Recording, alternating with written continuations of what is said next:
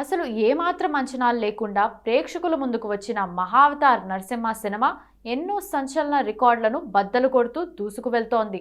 అత్యంత తక్కువ బడ్జెట్లో డైరెక్టర్ అశ్విన్ కుమార్ సారథ్యంలో ఈ సినిమాను రూపొందించారు.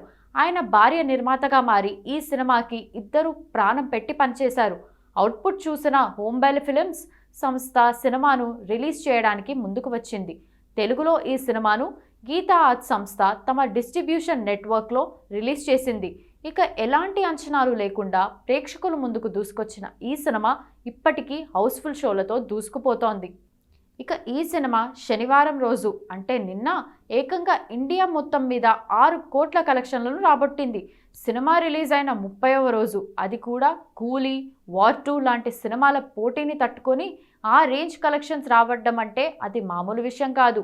ఇప్పటికే 259 కోట్ల రూపాయల కలెక్షన్లను క్రాస్ చేసిన ఈ సినిమా ఈ రోజుతో 300 కోట్ల కలెక్షన్స్ క్రాస్ చేసే అవకాశం కనిపిస్తోంది. ఇక ఈ సినిమాకు సీక్వెల్గా మహావతార్ పరశురామ్ సినిమాను రూపొందించేందుకు దర్శకుడు ప్రణాళికలు సిద్ధం చేసుకుంటున్నాడు.